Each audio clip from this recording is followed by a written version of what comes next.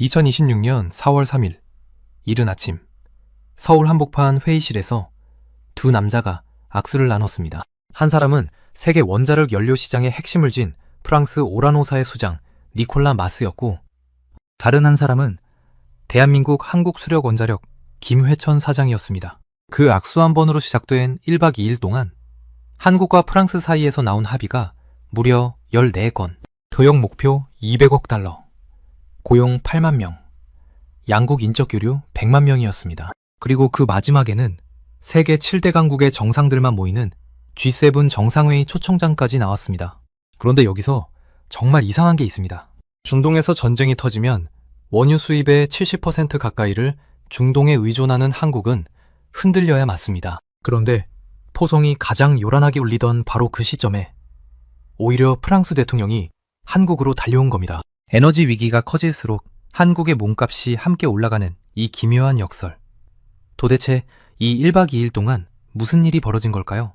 오늘 간단경제 한 스푼에서는 이번 한프 정상회담의 핵심 성과 4가지와 그 이면에 숨겨진 자본의 냉혹한 진실을 하나씩 파헤쳐보겠습니다. G7 초청이 대한민국의 위상을 어떻게 바꾸는지, 원전혈맹의 실체와 그 뒤에 남아있는 경쟁의 그림자는 무엇인지, 경제협력의 실제 규모가 어느 정도인지, 그리고 여의도 퐁피두 센터 뒤에 숨겨진 연간 115억 원의 진실까지 빠짐없이 다뤄드리겠습니다. 이 영상을 끝까지 보시면 화려한 외교 발표 뒤에 가려진 자본의 냉혹한 계산까지 완전히 새로운 시각으로 보게 되실 겁니다. 그럼 바로 시작하겠습니다. 구독과 좋아요 부탁드려요. 여러분, 지금 세계 경제가 어떤 상황인지부터 먼저 봐야 이번 정상회담이 왜 중요한지 이해하실 수 있습니다. 2026년 봄, 중동에서 무력 충돌이 격화됐습니다. 이란과 이스라엘 간의 충돌이 수위를 넘어서면서 이란의 호르무즈 해협 봉쇄 위협이 현실에 바짝 다가왔습니다. 호르무즈 해협이 어떤 곳이냐면 사우디아라비아, UAE, 이라크 같은 중동 산유국들이 원유를 실은 배를 내보낼 때 반드시 통과해야 하는 좁은 바닷길입니다. 폭이 가장 좁은 곳은 불과 33km밖에 안 됩니다. 이 좁은 길목 하나가 막히면 전 세계 에너지 가격이 즉각 요동칩니다. 대한민국은 이 상황에서 특히 취약한 구조입니다. 우리나라가 쓰는 원유의 70% 가까이가 중동에서 옵니다. 다른 나라에서 대체 공급을 받으려 해도 당장 대안이 없는 구조예요. 중동 불안이 커지자 에너지 가격이 치솟기 시작했고, 그 충격이 전방위로 퍼졌습니다. 2026년 4월 초 기준으로 전국 평균 휘발유 가격이 약 1940원대를 기록했습니다. 제주 지역은 심리적 저항선인 리터당 2,000원 돌파를 목전에 두고 있었습니다. 기름값이 오르는 건 단순히 자가용 운전자의 주유비가 올라가는 문제가 아닙니다. 물류비가 오르고 공장 가동 비용이 오르고 결국 편의점에서 파는 음료수 하나 가격까지 다 올라가는 연쇄 반응이 시작됩니다. 충격은 여기서 그치지 않았습니다. 중동 충돌이 이어지면서 납사라는 원료가 부족해지기 시작했습니다. 납사는 비닐 포장재의 핵심 원료인데요. 마트에서 파는 과자 봉지, 배달음식 포장재, 편의점 비닐봉투가 다 납사로 만들어집니다. 전국 비닐 포장재 공정들이 줄줄이 셧다운 위기에 처했고, 식품의약품안전처는 화장품과 식품 포장재에 대체 스티커 표기를 한시적으로 허용하는 비상조치를 발동해야 했습니다. 비료원료 수급도 불안정해지면서 농가들이 비료 사용을 강제로 줄여야 하는 상황까지 벌어졌습니다. 실물 경제의 고통이 얼마나 깊었냐면 대전 신도 꼼지락 시장을 비롯한 전국 1만여 개 동네 슈퍼마켓에서 소주를 단돈 990원에 파는 캠페인이 벌어졌습니다. 소비자들이 지갑을 닫기 시작했다는 신호였고, 골목 상권이 생존 투쟁에 들어갔다는 신호였습니다. 이 모든 충격을 막기 위해 정부가 꺼내든 카드가 26조 2천억 원 규모의 전쟁 추경이었습니다. 국채 발행 없이 반도체 호황에 따른 초과 세수 등을 긁어모아 편성한 추경입니다. 이 자본이 어디로 흘렀는지 보겠습니다. 육아 완화에 10조 1천억 원, 민생 안정에 2조 8천억 원, 산업 피해 최소화와 공급망 안정화에 2조 6천억 원, 국채 상환에 1조 원이 배정됐습니다. 여기에 지방재정 보강분 약 9조 7천억 원까지 포함된 구조입니다. 소득 하위 70% 국민 약 3,580만 명을 대상으로 한 차등 지원금도 담겼습니다. 수도권 거주자에게는 10만 원, 비수도권은 15만 원, 인구 감소 특별지역은 25만 원, 기초생활수급자의 경우 최대 60만 원까지 지원됩니다. 그런데 이게 현금이 아니라 지역화폐로 지급된다는 게 핵심입니다. 현금으로 주면 대형 플랫폼으로 돈이 쏠릴 수 있는데 지역화폐는 골목 상권과 동네 소상공인 매장에서만 쓸 수 있게 설계돼 있습니다. 정제의 실핏줄 끝까지 자금이 강제로 순환하게 만드는 구조예요. 그렇다면 이 추경이 내부 방어막이었다면 외부를 향한 돌파구가 바로 이번 한프 정상회담이었습니다. 2026년 4월 2일 오후 마크롱 프랑스 대통령이 서울공항에 내렸습니다. 2015년 올랑드 대통령 이후 11년 만에 프랑스 국가 원수가 한국을 국빈 방문한 겁니다. 마크롱 대통령 개인으로서는 2017년 취임 후 첫 방한입니다. 혼자 오지 않았습니다.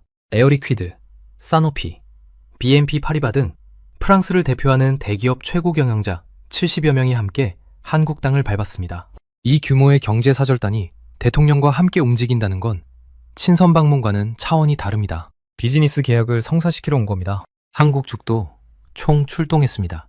삼성, SK, 현대차, LG, 포스코, GS, 한진, 두산, 대한민국 8대 그룹이 모두 모인 제3차 한푸경제계 미래대화가 4월 3일에 열렸습니다. 바이오, 탈탄소, 딥테크 분야의 협력이 기업 간에 직접 논의된 자리였습니다. 왜 프랑스였을까요? 두 나라의 인연은 생각보다 훨씬 깊습니다. 1886년 수교, 올해로 140주년입니다. 6.25 전쟁 때는 프랑스가 유엔군의 일원으로 참전해서 함께 싸웠습니다. 이후 원자력 발전, 고속철도, 생명공학 분야에서 프랑스 기술이 한국 산업 발전에 초석이 됐습니다.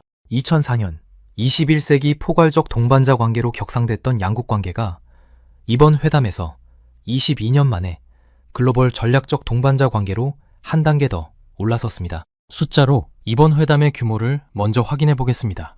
협정 개정 3건, 양해각서 11건, 합쳐서 총 14건의 합의가 1박 2일 사이에 나왔습니다.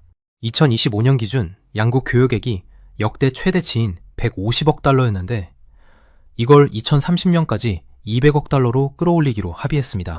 5년 안에 50억 달러를 더 쌓겠다는 목표입니다. 고용은 현재 양국 투자기업들이 창출하는 4만 개에서 향후 10년 안에 8만 개로 2배 늘립니다. 2025년 프랑스 에어리퀴드가 한국의 DIG 에어가스 인수 계약을 약 35억 달러 규모로 체결하고 올해 초 인수를 완료한 사실도 양국 경제협력의 깊이를 보여줍니다. 에어리퀴드는 이 인수를 통해 한국 내 인력을 2배로 확충하고 약 1.4조 원 규모의 통합 매출 기반을 확보했습니다. 양국 인적 교류는 연간 100만 명을 목표로 잡았고 프랑스 내 한국어 학습자와 한국 내 프랑스어 학습자를 각각 2035년까지 10만 명 양성이 목표입니다. 이 숫자들이 어떤 의미를 갖는지 4가지 핵심 성과를 하나씩 뜯어보겠습니다. 첫째 핵심 성과는 G7 정식 초청입니다. 2026년 6월 15일부터 17일까지 프랑스 에비앙에서 G7 정상회의가 열립니다. 여기에 이재명 대통령이 정식 초청됐습니다. 마크롱 대통령이 국빈 환영 오찬 자리에서 직접 건넨 초청입니다.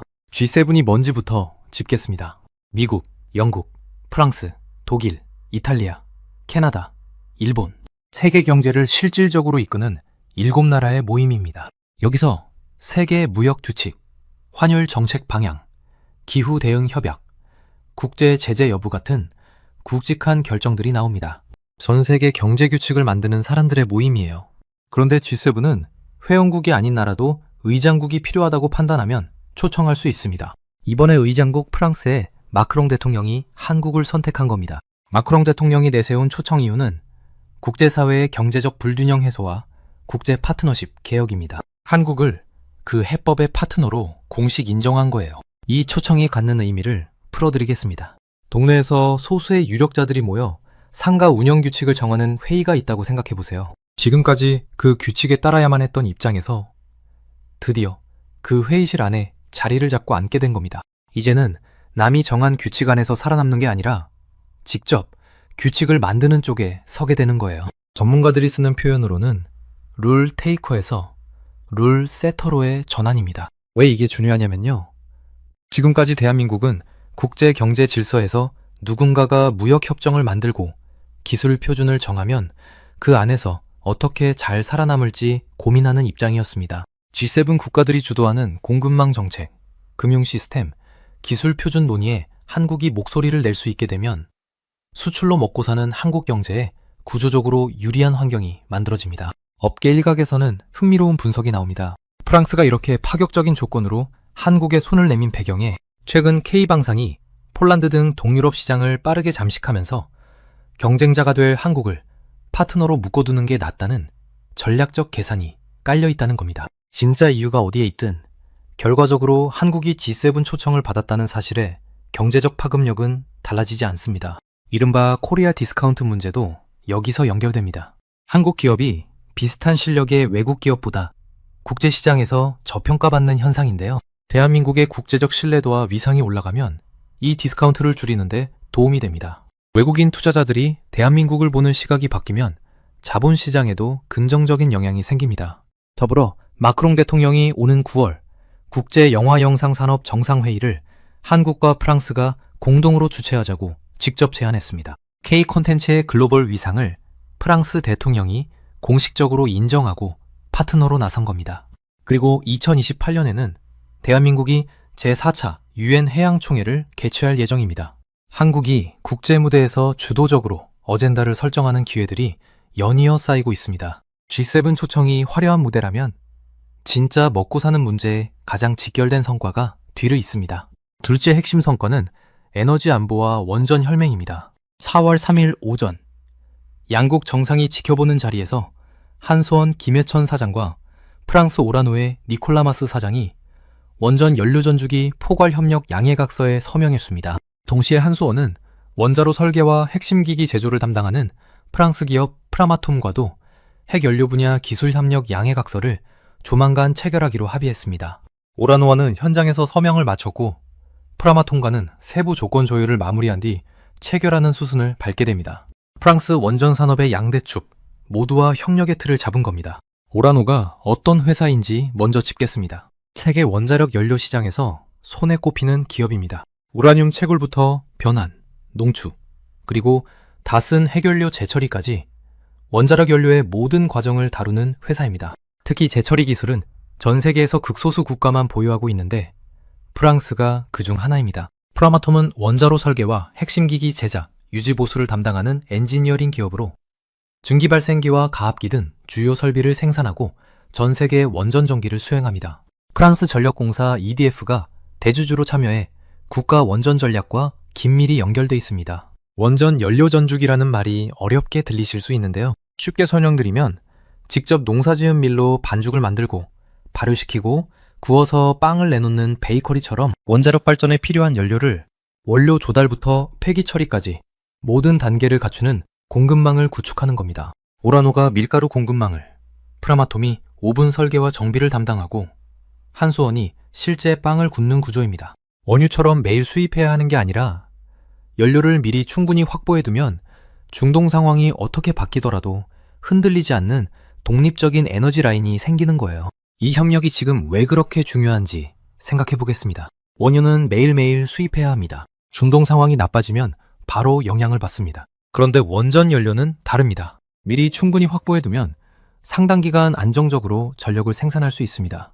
여기에 프랑스와의 전주기 협력이 더해지면 원료 조달부터 처리까지 중동과 무관한 독립적인 에너지 라인이 구축됩니다. 한국의 시공 및 공정관리 능력과 프랑스의 연료 및 설계 기술을 결합할 경우 글로벌 원전 시장에서의 경쟁력이 크게 높아질 것으로 기대됩니다. 연료, 설계, 시공으로 이어지는 전주기 협력 구조를 통해 단일 국가로는 수행하기 어려운 대형 프로젝트에 공동 대응할 수 있는 기반이 마련된 겁니다. 해상 폭력도 빠질 수 없습니다. 한수원과 프랑스 전력공사 EDF는 전남 영광에서 해마 해상풍력 발전 사업을 공동 개발하기로 했습니다. 한수원은 지분 참여와 함께 사업 관리 및 신재생에너지 공급 인증서 구매 역할을 맡고 EDF 역시 지분 참여와 사업 관리를 담당하는 구조입니다. 프랑스는 2050년까지 해상풍력 발전 설비 45기가와트 건설이라는 국가 로드맵을 세워뒀고 2030년까지 재생에너지 비중을 발전량의 40%로 올리는 목표도 있습니다. 이런 나라와 함께하는 해상풍력 사업은 단순한 프로젝트 하나가 아니라 기술과 경험을 함께 쌓는 협력입니다. 핵심 광물 공급망 협력 의향서도 체결됐습니다. 한국의 연구자석 제조 경험과 전략 비축 운영 노하우, 프랑스의 정령 기술과 인프라를 결합해 반도체, 전기차 배터리, 방산 장비의 필수적인 희토류와 핵심 소재들의 공급망을 다변화하는 협력입니다. 우주와 방산 분야에서도 상호 보완적 협력 확대를 합의했습니다. 에너지가 흔들리면 제조업이 멈추고, 제조업이 멈추면 수출이 막히고, 수출이 막히면 일자리가 줄어듭니다. 에너지 안보는 경제 안보와 같은 말입니다. 다만 여기서 냉정하게 짚어야 할 지점이 있습니다. 오라노아는 현장에서 서명을 마쳤지만 프라마톤과의 양해각서는 세부 조건 조율이 남아 조만간 체결하기로 한 상태입니다. 그리고 글로벌 원전 수출 시장에서 한수원과 프랑스 전력공사 EDF 진영은 여전히 치열하게 경쟁하는 관계입니다. 실제로 지난해 체코 두코바니 신규 원전 사업에서 한국이 우선 협상 대상자로 선정되자 프랑스 측은 최종 계약 서명을 일시적으로 막는 가처분 신청을 내기도 했습니다. 협력하면서도 경쟁하는 이른바 코피티션 관계에 놓여 있는 겁니다. 프랑스가 연료 공급과 기술 교류의 문은 열면서도 신규 원전 건설 수주전에서는 별도의 셈법을 가동하고 있다는 분석이 나오는 이유입니다. 에너지 위기를 명분으로 손은 맞잡았으나 미래 글로벌 원전 패권이라는 거대한 밥그릇 앞에서는 여전히 날카로운 계산이 작동하고 있는 겁니다. 이것이 자본주의 외교의 솔직한 민낯입니다. 셋째, 핵심 성과는 첨단 산업 동맹과 경제 협력입니다. AI, 반도체, 양자 분야 협력 의향서가 체결됐고 장관급 과학기술 공동위원회도 이번 회담을 계기로 개최됐습니다. AI와 반도체는 이미 많이 들어보셨을 텐데요. 양자 기술은 좀 낯선 분도 계실 수 있습니다. 양자 컴퓨터는 지금 슈퍼컴퓨터가 수천 년이 걸릴 계산을 훨씬 짧은 시간에 처리할 수 있는 차세대 기술입니다. 암호 해독부터 신약 개발, 기후 시뮬레이션까지 응용 가능성이 방대합니다. 전 세계 주요국이 막대한 예산을 쏟아붓고 있는 미래 패권 경쟁 분야예요. 프랑스는 유럽 내에서 양자 기술 연구 역량이 뛰어난 나라로 꼽힙니다. 교역 목표를 좀 더 깊이 살펴보겠습니다.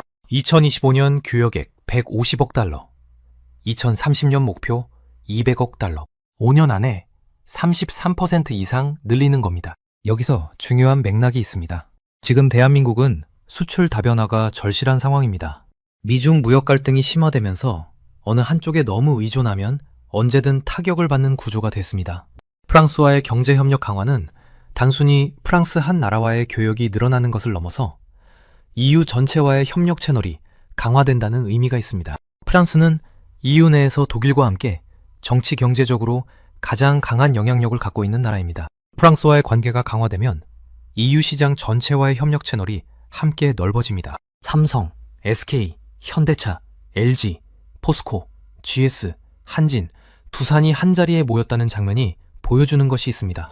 국가 간의 합의가 실제 민간 기업들의 투자와 협력으로 전환되는 메커니즘이 작동하기 시작했다는 신호입니다. 기업 최고 경영자들이 직접 바이오, 탈탄소, 딥테크를 논의했다는 건 국가가 길을 열어주면 기업이 그 길을 달리는 구조가 이번 회담에서 동시에 작동했다는 뜻입니다. 한 가지 더 있습니다. 마크롱 대통령이 방한 기간 중 프랑스 내 한국 농식품 유통망 확대를 비공식적으로 제안했습니다. K푸드가 K컨텐츠를 타고 유럽 시장에서 인기를 얻고 있는 상황에서 이번 협력이 K푸드의 유럽 진출에도 새로운 문을 열어줄 수 있다는 기대가 나오고 있습니다. 이제 여러분이 아마 가장 궁금해하셨을 네 번째 성과로 넘어가겠습니다. 넷째 핵심 성과는 문화와 인적 교류, 그리고 퐁피두의 진실입니다. 서울 여의도 63빌딩 별관에 프랑스 퐁피두 센터 분관이 문을 엽니다. 건물 전체 면적 약 11,000제곱미터. 지상 4층에 각 500평 규모의 전시실 2개가 구축됩니다. 전시 공간만 약 3,000제곱미터입니다. 공식 개관일은 2026년 6월 4일이고 개관 첫 전시는 큐비스트, 시각의 혁신가들로 확정됐습니다. 피카소, 브라크, 레제, 들로네 등 40여 명 작가의 회화와 조각 90여 점이 8개 섹션으로 나뉘어 전시됩니다. 특히 피카소가 직접 제작한 대형 발레 무대막이 한국 최초로 공개됩니다. 마크롱 대통령은 4월 3일 오후 직접 이 현장을 찾아 개관을 앞둔 공간을 둘러봤고 카트린 페가르 프랑스 문화부 장관, 로랑 르봉 퐁피두 센터장, 김동원 하나생명 사장과 한국을 대표하는 예술가 김수자, 이배 등이 동석했습니다. 폼피두 센터가 어떤 곳인지 잘 모르시는 분을 위해 설명드리면 파리 한복판에 있는 세계 최대급 현대미술관 중 하나입니다. 루브르, 오르세와 함께 파리 3대 미술관으로 꼽힙니다. 피카소, 마티스, 칸딘스키 같은 20세기 거장들의 작품을 포함한 방대한 컬렉션으로 유명합니다. 그 분관이 서울에 생기는 겁니다. 이 공간을 만들기 위해 기울인 노력도 눈여겨볼 만합니다. 63빌딩에 있던 아쿠아리움을 철거하고 수족관의 복잡한 배관 시스템을 걷어낸 자리에 미술관 수준의 초정밀 항온 항습 시스템을 새로 구축했습니다. 설계는 루브르 박물관 레노베이션을 맡았던 프랑스 건축거장 장미셸 빌모트가 담당했습니다. 이 공사에만 수백억 원이 투입됐습니다. 세계 최정상급 컬렉션을 안전하게 보관하고 전시하려면 온도와 습도를 1년 내내 정밀하게 유지하는 시스템이 필수이기 때문입니다. 그런데 바로 이 지점에서 공식 보도가 거의 언급하지 않는 자본의 네모칸 계산이 시작됩니다. 프랑스 감사원은 2024년에 퐁피두 파리 본관의 경제 모델이 지속 불가능하다는 판정을 내렸습니다. 사실상 재무적 경고에 가까운 평가예요. 2025년부터 파리 본관이 대규모 보수공사에 들어가면서 현금이 말라버리자 프랑스는 해외 분관 확장을 통한 수익 창출로 눈을 돌렸습니다. 그리고 이때 등장한 것이 바로 한화입니다. 한화문화재단은 2007년 창업주 고 김종희 회장의 배우자 강태영 여사가 45억 원 상당의 미술품과 현금 10억 원을 출연해 설립했습니다.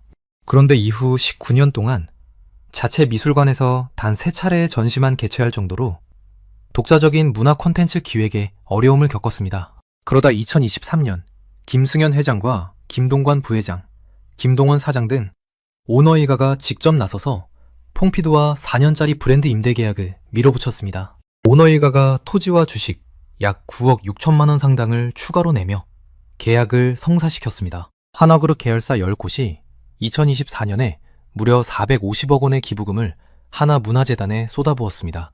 한화에어로스페이스 81억 원, 한화솔루션 71억 원, 한화생명 62억 원, 한화토탈에너지스 46억 원 등입니다. 전년 대비 3배 이상 늘어난 기부금입니다. 그 계약의 핵심 조건이 바로 연간 로열티 약 90억 원입니다. 여기에 63빌딩 임대료 약 25억 원을 더하면 연간 총 115억 원 이상의 고정비용이 발생합니다. 시장에서는 두 가지 시각이 공존합니다. 공식적 입장은 양국 예술계의 창의적 파트너십이자 서울의 글로벌 문화 허브화를 위한 선투자라는 거예요. 실제로 성공 사례도 있습니다. 스페인 말라가 분관은 연간 약 20만 명의 관람객을 유치하며 2034년까지 재계약에 성공했고 중국 상하이 분관은 5년간 200만 명 이상을 끌어모았습니다. 반면 실패 사례도 있습니다. 미국 저지시티 분관은 막대한 운영 적자 전망으로 올해 사업 중단이 선언됐습니다. 서울이 말라가의 2배인 40만 명을 유치한다 해도 낮은 입장료만으로는 연간 115억 원의 고정비용을 감당하기 벅차다는 분석이 나옵니다. 만약 4년 뒤 재계약이 무산된다면 11,000제곱미터의 거대한 공간이 빈 껍데기로 남는 시나리오도 있습니다. 그럼에도 불구하고 퐁피두 분관이 서울에 생기는 건 분명한 파급 효과가 있습니다. 세계 미술 애호가들이 서울을 찾을 새로운 이유가 생기고 여의도 일대가 금융지구에서 글로벌 문화경제 거점으로 성격이 바뀔 수 있습니다. 관광객이 유입되면 여의도 인근 상권 매출이 증대되고 부동산 가치 상승으로 이어지는 선순환 구조가 만들어집니다. 한화는 단순 전시가 아닌 자체 기획전을 연간 2회 열 수 있는 권한도 확보했습니다. 성공하면 여의도를 아시아 현대미술의 중심지로 만드는 대역전이 되고 실패하면 비싼 교훈이 되는 하이리스크, 하이리턴의 양날의 검입니다. 항공협정도 전면 개정됐습니다. 양국 간 항공편이 대폭 증편되고 EU 전역에 대한 항공 자유화도 추진됩니다.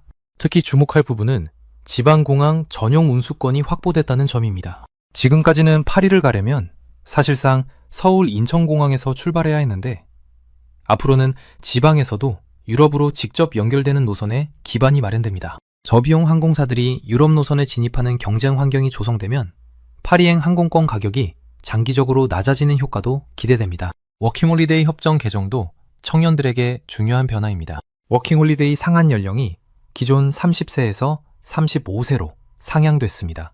5년이 늘어난 겁니다. 왜 이게 중요하냐면요. 지금 우리나라 청년들이 처한 현실을 생각해 보겠습니다. 4년제 대학을 졸업하면 보통 23살에서 24살입니다. 취업 준비를 하고 군복무를 마치고 이것저것 경험을 쌓다 보면 금방 30살이 됩니다. 기존 30세 상한으로는 워킹홀리데이를 신청할 여유가 빠듯했어요.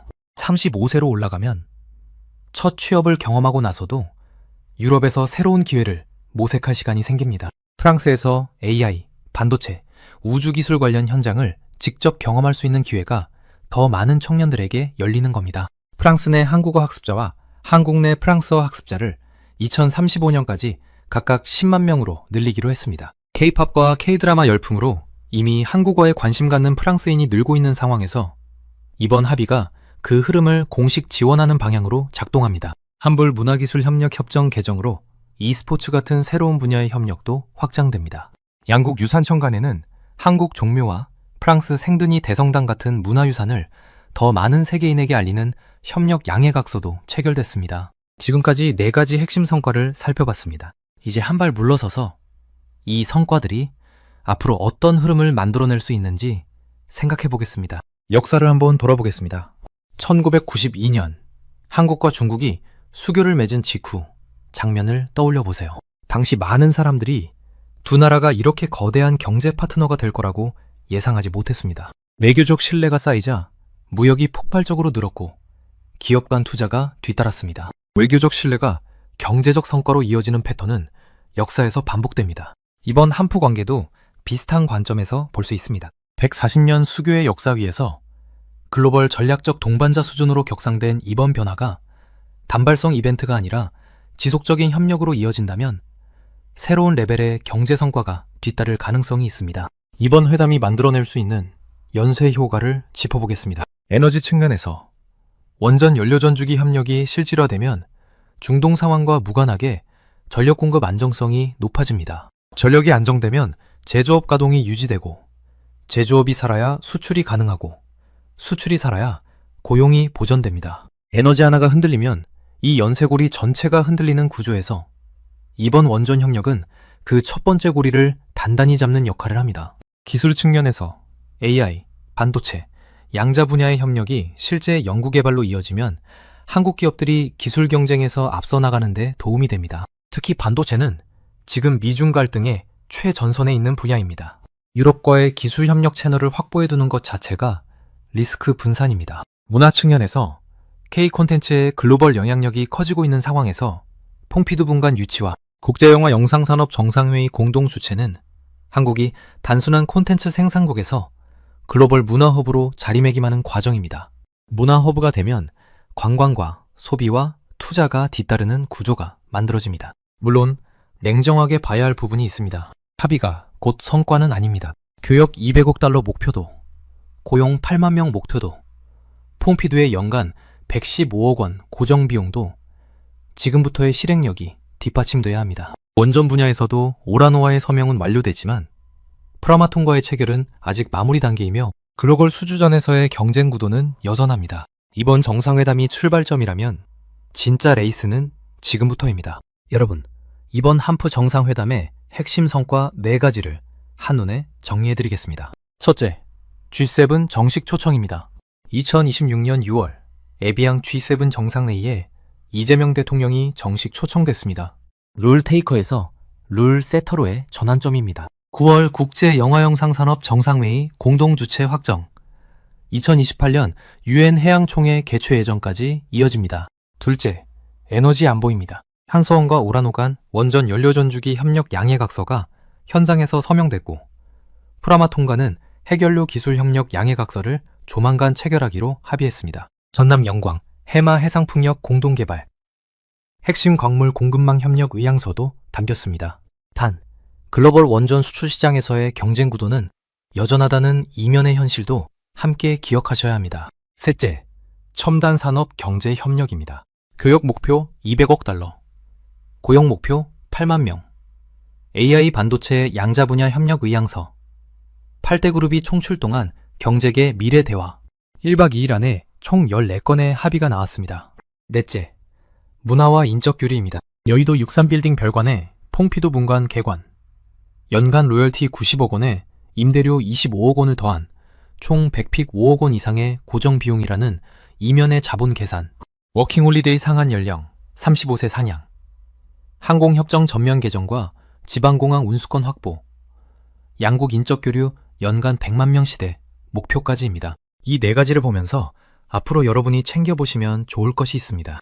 6월 에비앙 G7에서 한국이 어떤 의제를 들고 어떤 목소리를 내는지, 원전 연료 전주기 협력이 실제로 어떤 속도로 진전되는지, 그리고 퐁피두 군관이 연간 115억 원의 고정 비용을 감당할 만한 성과를 낼 수 있는지입니다. 이 세 가지가 이번 정상회담의 약속이 실행으로 이어지고 있는지를 가늠하는 기준이 됩니다. 에너지 위기가 커질수록 에너지 기술을 가진 나라의 발언권이 세지고 문화의 힘이 강해질수록 그 나라의 경제적 매력도가 함께 올라갑니다. 그런데 그 빛나는 발표 뒤에는 항상 자본의 냉혹한 계산이 공존합니다. 원전 혈맹이라는 표현 뒤에 여전한 글로벌 수주 경쟁이 있고, 퐁피두 유치라는 화려함 뒤에 연간 115억 원의 고정 비용이 있습니다. 그 계산까지 함께 읽어낼 수 있을 때 우리는 더 현명하게 경제 뉴스를 소비할 수 있습니다. 140년의 우정이 2026년 봄, 위기의 시대에 어떤 결실로 이어질지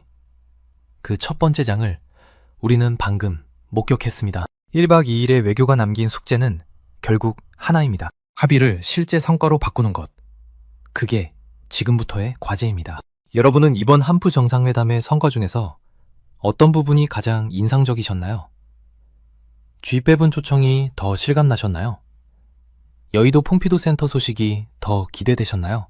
아니면 워킹홀리데이 연령 35세 상향이 더 반가우셨나요?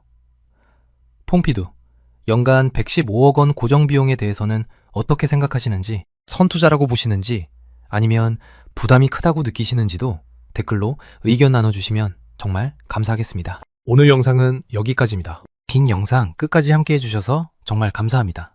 여러분의 구독과 좋아요 한 번이 더 깊이 있는 경제 이야기를 만드는 가장 큰 힘이 됩니다.